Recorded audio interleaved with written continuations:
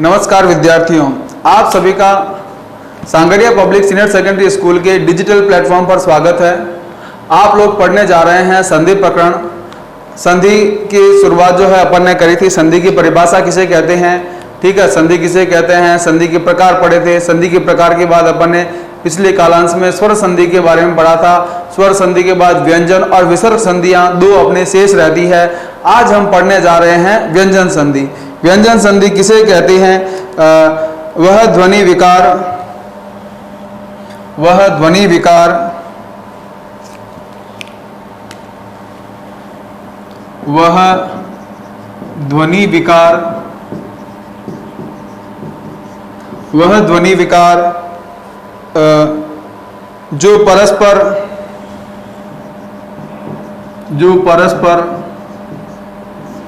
दो वर्णों, अब दो वर्ण कैसे हो सकते हैं भाई? दो वर्ण जैसे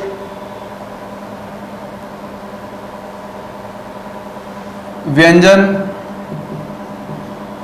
प्लस स्वर या व्यंजन प्लस व्यंजन, ठीक है। इस प्रकार से दो वर्णों के मेल से उत्पन्न होता है, मेल से उत्पन्न होता है, तो उसे अपन क्या कहते हैं? उसे अपन कहते हैं व्यंजन संधि। क्या बोलते हैं उसको?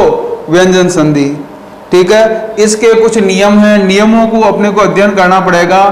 तो नियम क्या है?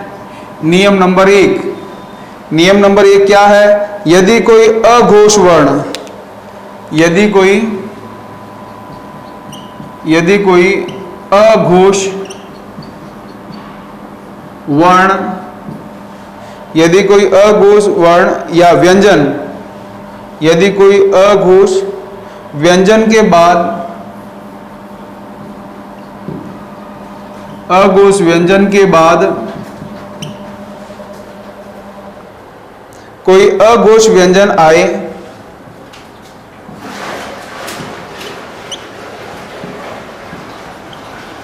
व्यंजन आए,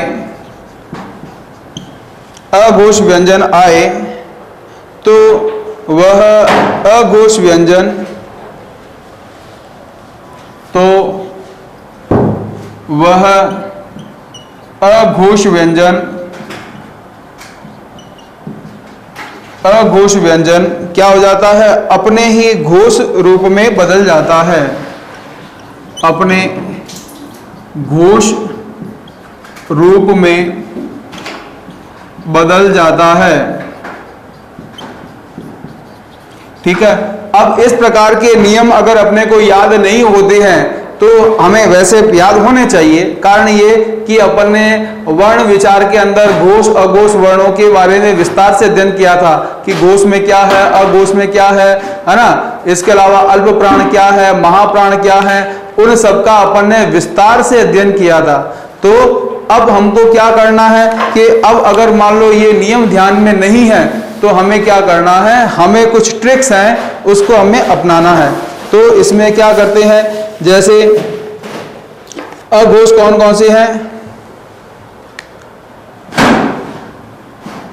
अघोष, अघोष में कौन कौन से आते हैं भाई? प्रत्येक वर्ग क, च, ट, त और प वर्ग का कौन सा? पहला और दूसरा, पहला और दूसरा वर्ण, ठीक है। ये होता है आपका अघोष। और सघोष में क्या हो जाएगा? सघोष या घोष जिसे अपन कहते हैं, इसमें क्या हो जाएगा? इसमें प्रत्येक वर्ग का तीसरा, चौथा और पांचवा वर्ग, ठीक है। तो ये आपके तीसरा, चौथा, पांचवा वर्ण होता है। तथा य व र, य र ल व, है ना, य र ल व, य र ल व भी इसमें होते हैं। और इसमें क्या होता है? सभी स्वर हो जाते हैं, सभी स्वर, है ना। तो ये हमें ध्यान रखना है। तो अब इसमें क्या हो जाएगा भाई? तो नियम क्या हुआ? नियम ये हुआ कि भाई आपके क च ट त प वर्ग का तीसरा और चौथा वर्ण य र व ल सभी वर्ण है ना, अगर मान लो आते हैं तो एक का क्या हो जाएगा? एक का 3 हो जाएगा। नियम क्या हो गया? एक का 3 नियम। एक का 3 नियम मतलब क्या हो गया? जो एक है, एक कौन सा?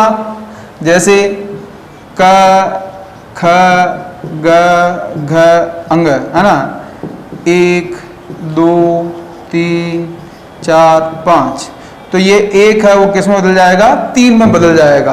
कैसे? देखिएगा, और अपने ही वर्ग के उसमें बदलेगा।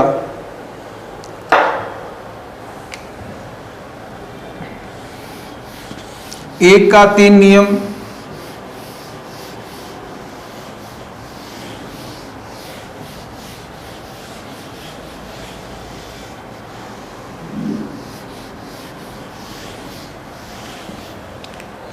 जैसे आ गया आपके सद विचार, सत विचार। अब ये ई की मात्रा आ गई और त आ गया, ये क्या है? ये आपके घोष। तो अब इसके बाद में त का क्या हो जाएगा? त थ द में परिवर्तित हो जाएगा। किस में बदलेगा? ये द में। तो क्या हो जाएगा? ये सद विचार। क्या हो जाएगा? सद विचार। अब व्यंजन में अपने को ध्यान रखना है कि जो आधा वर्ण है, अगर आपके तीसरा वर्ण है तो विच्छेद करते समय क्या हो जाएगा? 3 का 1 नियम। ये किस में आएगा? ये आपके आएगा विच्छेद में। किस में आएगा? विच्छेद में, संधि विच्छेद में। जैसे आपके बात करते हैं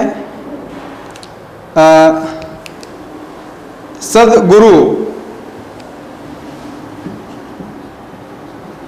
सदगुरु, तो ये त थ द 3 आया, तो संधि कौन सी हो गई? संधि हो गई व्यंजन संधि। और उसके बाद में क्या हो गया? त द किस में आता है? सत धन गुरु। तो ये आपका पहला जो नियम है, एक का 3 नियम। जैसे त आया, त थ द में परिवर्तित हो गया, तो ये आपका कौन सा नियम हुआ? पहला नियम, एक का 3 नियम। कौन सा नियम? एक का 3 नियम। ठीक है, इसमें घोष अघोष, घोष संधि से अपन कहते हैं। ठीक है, और उसके बाद में आपके दूसरा जो नियम क्या है वो देखिएगा। अब और उसके कुछ उदाहरण देख लें अपन। एक का 3 नियम, पहला नियम जो है उसके कुछ उदाहरण देखेंगे अपन।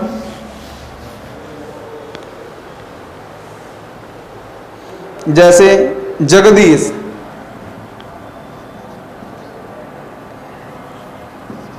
जगदीश, ठीक है, जगदीश है ना, ये द, तो इसमें द आया तो क्या हो जाएगा? तो पहले तो अपने को इसको क्या करना पड़ेगा? जगत और ईश, ये स्वर आया, त तो त थ द में परिवर्तित हुआ, तो ये क्या बन गया? जगत धन ईश जगदीश।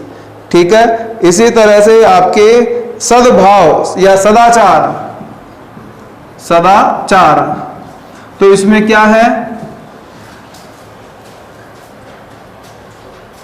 तथ द, तो क्या हो जाएगा? ये सत धन आचार।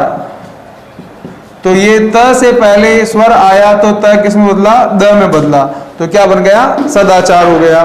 तो ये चीज समझिएगा कि जहां पर एक का 3 नियम होता है वो आपके व्यंजन संधि होती है, और ये पहला नियम है।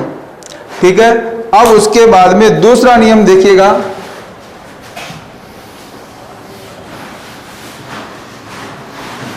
दूसरा नियम क्या है? दूसरा नियम यह है कि यदि किसी वर्ग के पहले वर्ण, सेकंड नियम क्या है कि यदि किसी वर्ग के पहले वर्ण है ना, पहला वर्ण और पहले वर्ण का मेल किसी अनुनासिक से, अनुनासिक मतलब क्या होता है? पंचम वर्ण, अनुनासिक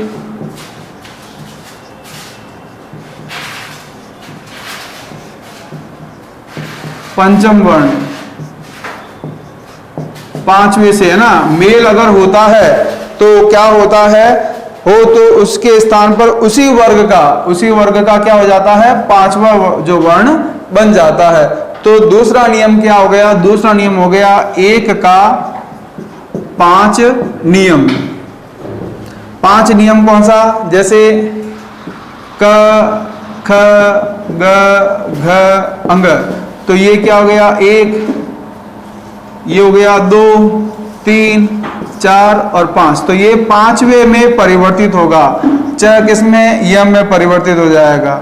इसी तरह से ट ठ ड ढ ण में परिवर्तित हो जाएगा। त किसमें होगा, त थ द ध न में परिवर्तित हो जाएगा। प प फ ब ब म में परिवर्तित हो जाता है।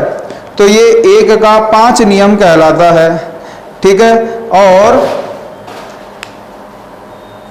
इसके अलावा अनुस्वार भी यहां पर हो सकता है, ठीक है। देखिएगा इधर,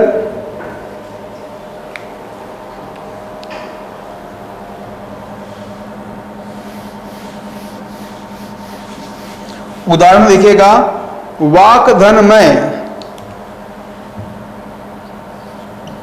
वाक क्या आया पहला, ठीक है, वाक धन मय, तो ये आ गया पांचवा वर्ण।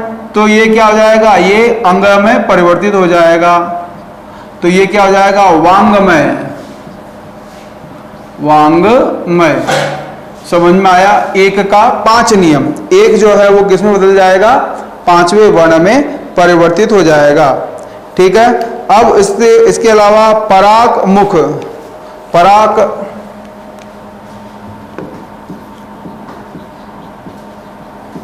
मुख में 5वां आया, तो ये किसमें बदल जाएगा, परांग मुख, किसमें हो जाएगा, परांग मुख में,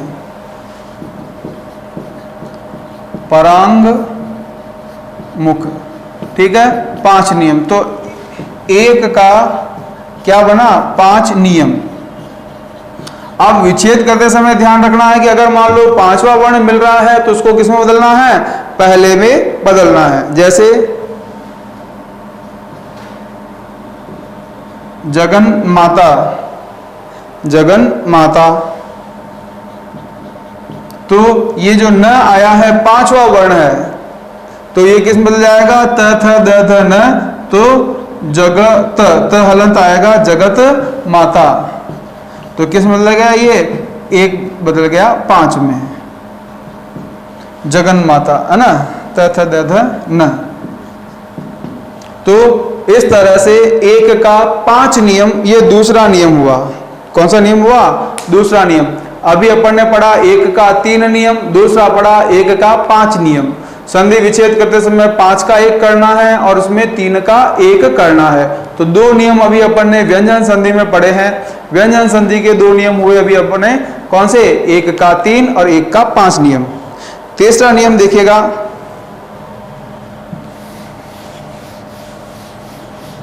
आसानी से अगर अपन समझते हैं, उदाहरणों पर अगर अपन प्रैक्टिस करते हैं, तो ये संधि प्रकरण कोई ज्यादा मुश्किल वाली बात नहीं है, आसानी से समझ में आ सकती है, ठीक है। और ये किसी भी कक्षा में, किसी भी आपके विषय, आपके जो है उसमें काम आती है। ऐसा नहीं कि आपके सिर्फ पर्टिकुलर आपके व्याकरण के टॉपिक में है तो ही नहीं, ये अपठित गद्यांश, अपठित काव्यांश में भी आपके शब्दों को समझने में काम में आती है।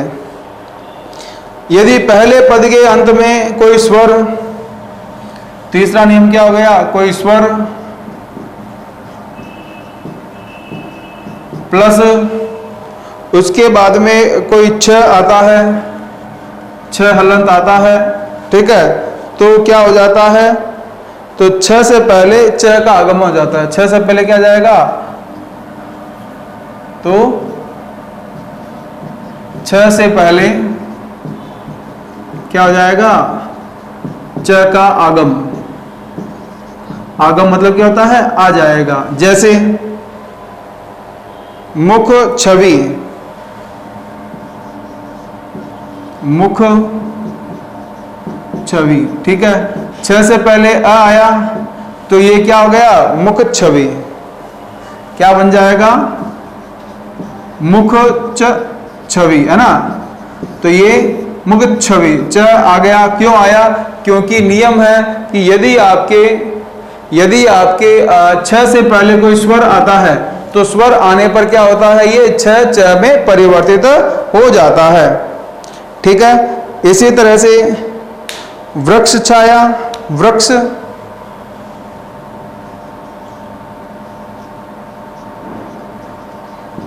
इस तरह से अगर मान लो कोई आता है संधि विच्छेद, तो पहले देखना है कि ये च आधा आया, इसका मतलब क्या, ये व्यंजन संधि हो गया। और इसको अगर अपन विच्छेद करेंगे तो क्या हो जाएगा, वृक्ष अलग किया और छाया अलग लिख देना है। ठीक है, कोई परिवर्तन नहीं किया क्योंकि यहाँ च का आगम हुआ था, तो इसको अपन च को क्या करते हैं, वापस अलग करते समय अलग अलग जो है लिख देते हैं। तो अ और छ मिलकर छ है ना, च और छ का आगम होता है, इसलिए ये दूसरा नियम हो गया। अब प्रतिच्छाया,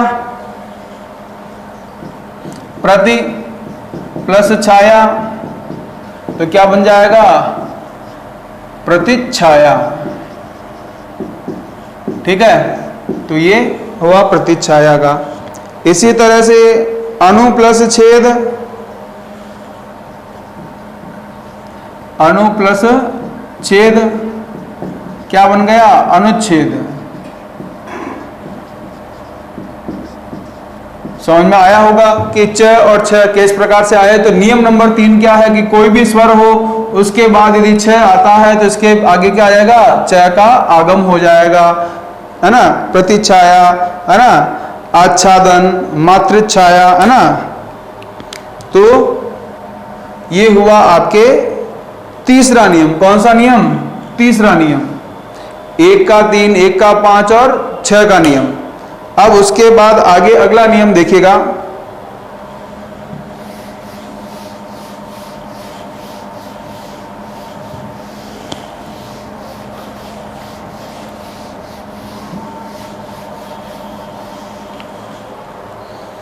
अगला नियम क्या है कि यदि आपके किसी भी पद के अंत में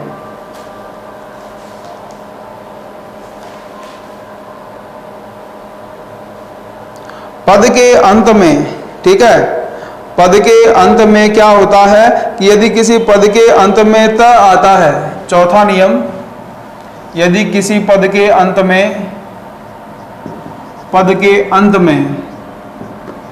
क्या आता है, त आता है प्लस, ठीक है, त हो तथा उसके बाद क्या हो, स हो, उसके बाद क्या हो, स हो, तो त का क्या हो जाता है, त का हो जाता है च और स का क्या हो जाता है, छ। तो ये क्या कहलाता है, ये आपका अगला नियम होगा। त तो हो जाएगा च में, स हो जाएगा छ में। जैसे आपके उत प्लस शिष्ट, तो क्या हो जाएगा, उच्छिष्ट, उच्छिष्ट। ठीक है, तो ये उच्छिष्ट क्या हो जाएगा, ये आपके नियम हो गया 4 नंबर नियम। अब भाई आपके ये देखना है कि भाई च के पहले छ आ रहा है, ठीक है, च आ रहा, तो अपन वो वाला नियम काम में लेके देखें तो क्या बनता है भाई, स्वर आ रहा है, कोई शब्द नहीं बन रहा है, ठीक है, पूरा शब्द नहीं बन रहा है, पूरा शब्द नहीं बन रहा है, इसका मतलब ये आपके चौथा नियम लगेगा। छ से पहले पूरा शब्द आए, छ और छ से पहले देखो इधर पूरा शब्द आए, तो आपके नियम कौन सा लगेगा, तीसरा नियम लगेगा। और कोई मात्रा आती है ना, मात्रा या अधूरा शब्द आता है, तो इसमें कौन सा नियम लगेगा, उसमें चौथा नियम लगेगा, त और स वाला नियम लगेगा। ठीक है, जैसे उच्छ्वास,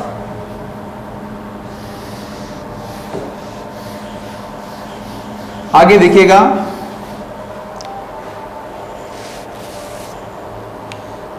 उच्छ्वास,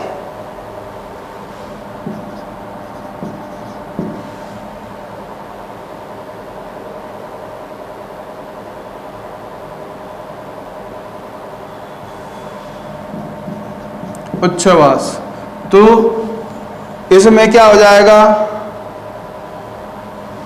ये आपके उ आ रहा है, कोई इसका कोई शब्द नहीं है, तो इसको क्या करेंगे, च को किसमें बदलेंगे, उत, प्लस छ को किसमें बदलेंगे, स में, क्योंकि आधा ही है, तो उत्धन श्वास उच्छ्वास। ठीक है, ये आपके इंपॉर्टेंट है किसके हिसाब से, संधि के हिसाब से, वर्तनी के हिसाब से, ठीक है, और शब्द शुद्धि के हिसाब से भी आपके ये प्रश्न पूछा जाता है, शुद्धि।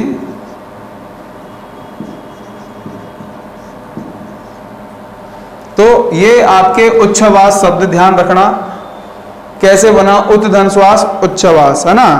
इसी तरह से श्रीमत शरद चंद्र,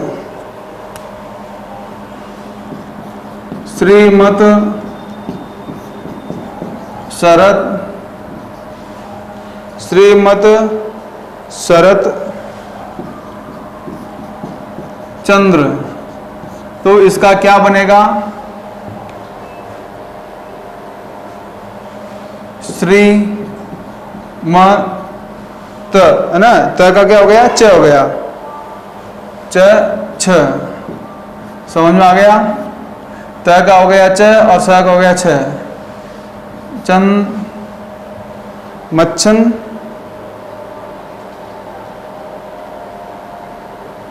श्री मच्छर,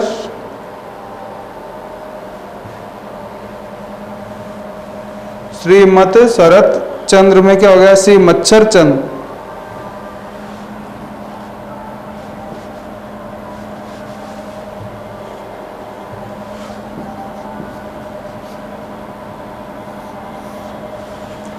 कैसे हुआ,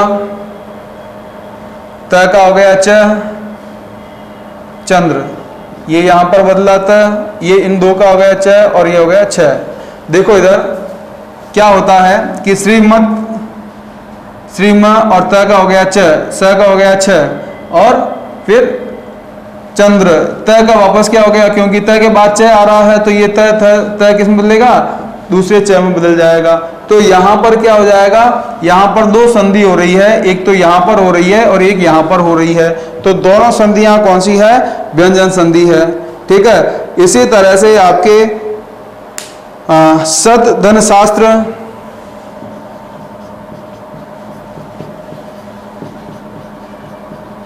तो किस में बदल जाएगा, स, त किस में बदलेगा, च में, और स किस में बदलेगा, छ में, सत छात्र शास्त्र। तो इस तरह से ये आपके कौन सा नियम हो जाएगा, चौथा नियम हो जाएगा। ठीक है, अब चौथा नियम हो गया है, अब देखिएगा पांचवा नियम। पांचवा नियम क्या है,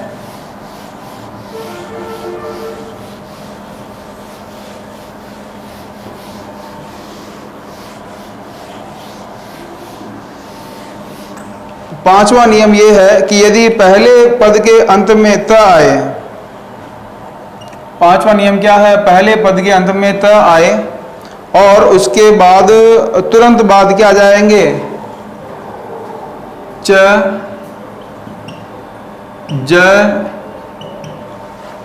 त, ज, द, सॉरी ट,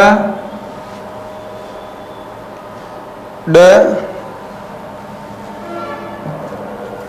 तो त, थ, च, छ, ट, ड, है ना, च, छ, ज, एक तीन, एक तीन, है ना, या आपके त, थ, द, ध, न, है ना, आ जाए तो क्या हो जाएगा, त का क्या हो जाता है, त का क्या हो जाता है, त का उसी वर्ग के बाद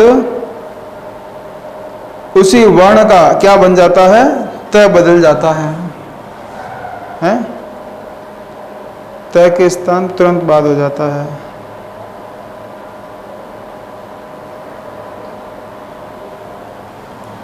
त किस में बदलेगा, उसी में परिवर्तित हो जाएगा, जैसे च में बदल जाएगा, ज में बदल जाएगा। ठीक है, इसी तरह से ट में भी बदल जाएगा, ड में भी बदल जाएगा। ठीक है, द, द, न और ल। तो ये द, न और ल कौन बदलेगा? ये बड़ा त। तो त क्या हो जाएगा इसमें? द्वित वर्ण। क्या कहते हैं अपन इसे? द्वित वर्ण। द्वित वर्ण, ठीक है। जहां पर दो एक जैसे आते हैं तो पहला आधा वर्ण किसमें बदलेगा? त में बदल जाता है। जैसे उत्धन चारण,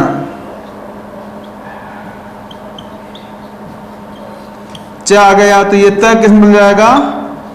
उच्चारण। जब भी द्वित वर्ण आता है, दो वर्ण आते हैं, द्वित वर्ण का मतलब क्या हो गया? दो वर्ण जब आते हैं तो पहला वर्ण जो है वो किस में बदल जाएगा? त में परिवर्तित हो जाएगा। ये अधिकांशतः यही नियम है, ठीक है। इसी तरह से शरतचंद्र,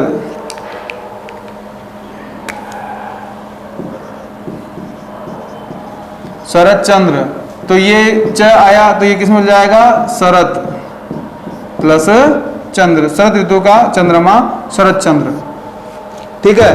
तो ये आपका जो नियम है वो क्या है? इसमें द्वित वर्ण के प्रश्न आते हैं जहां पर दो एक जैसे रहते हैं। जैसे तल्लीन,